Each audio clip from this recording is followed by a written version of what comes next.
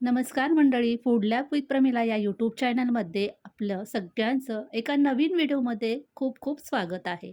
उन्हाळा एवढा भयंकर वाढला आहे. बाहेरचं ऊन, गरमी आणि यामुळे ना आपल्याला भरपूर असे आजार तयार होतात. बाहेरच्या उन्हातून आपण जेव्हा घरी येतो ना, तेव्हा आपलं डोकं दुखतं. या डोकेदुखीमुळे काय होतं, मायग्रेनचा सुद्धा आपल्याला त्रास होतो. या दिवसात आपल्याला जेवणही फारसे चालत नाही, त्यामुळे शरीरात थकवाही निर्माण होतो. यामुळे हाडांचे दुखणे वाढते, केसांची गळती वाढते आणि या सगळ्या आजारापासून आपल्याला जर दूर राहायचं असेल, लांब राहायचं असेल, तर तुम्ही अशा प्रकारचा एक जरी लाडू खाल्ला ना, तर कोणतेच आजार तुम्हाला होणार नाही आहे. तर चला पाहूया हे लाडू मी कसे बनवले आहेत. तर काय करायचं, सुरुवातीला आपल्याला एक कढई घ्यायची, गॅसवर ठेवायची. त्यामध्ये 1 चमचा आपल्याला साजूक तूप घालून घ्यायचं आहे आणि ह्या तुपामध्ये ना आपल्याला 1 वाटी भाजलेले चणे असतात ना, ते भाजून घ्यायचे आहेत. थोडेसे खरपूस भाजायचे आहेत. ऑलरेडी हे भाजलेले आहेत, पण असे तुपामध्ये जर आपण भाजून घेतले ना आणि लाडूमध्ये घातले ना, तर लाडू अतिशय खमंग असे तयार होतात. आता हे भाजून झालेत, मी काढून घेतले.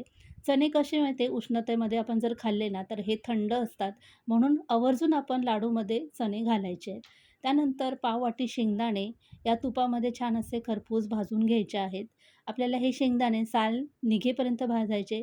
हे सुद्धा असे भाजून झाले, की आपण काढून घ्यायचेत. त्यानंतर आपल्याला पाववाटी यामध्ये मखाणे भाजून घ्यायचे आहेत. मखाणेसुद्धा छान असे कुरकुरीत होईपर्यंत भाजून घ्यायचे.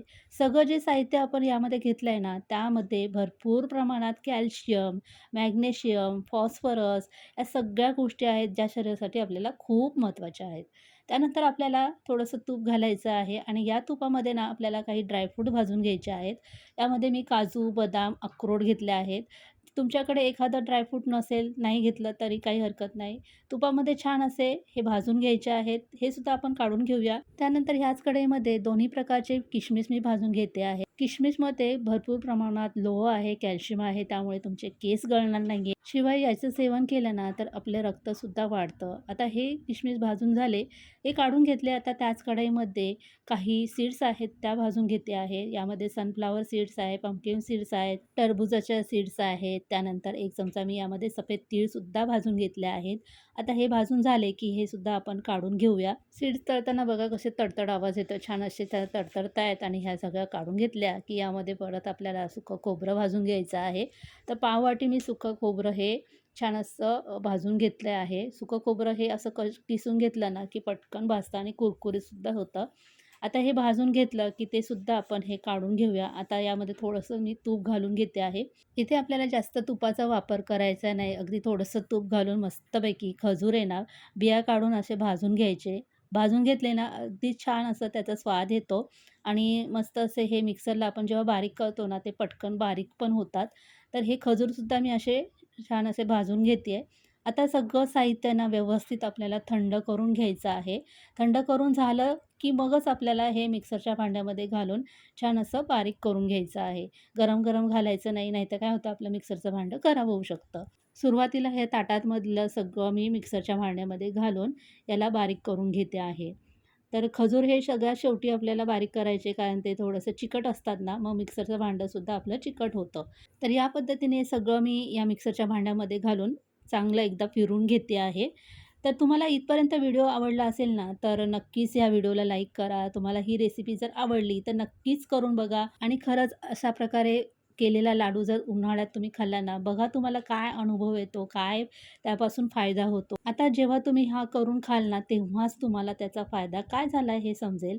आता हे बारीक करून झालंय ना, तर यामध्ये मी काय करते, 2 चमचे खारीक पावडर घालून घेते आहे आणि अर्धा चमचा वेलची पावडर घातली आहे. जर तुमच्याकडे खारीक पावडर नसेल, तर खारीक भाजून थोडीशी ती बारीक करायची, त्याची पावडर तयार करायची आणि पावडर जर नसेल ना, नाही घातली तरी काहीच हरकत नाही. आता हे सगळं बारीक केलेलं ना, एका ताटामध्ये ठेवून घेतलंय मी आणि जे सुकं खोबरं भाजून घेतलं होतं ना, ते अगदी कुरकुरीत झालंय. मी हातानेच असं बारीक करते आणि ते सुद्धा यामध्ये मिक्स करून घेतलं आहे.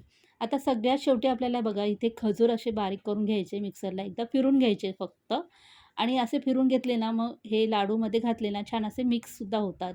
तर हे सगळं खजूरसुद्धा मी यामध्ये घालून घेतलेत बघा ह्या पद्धतीने.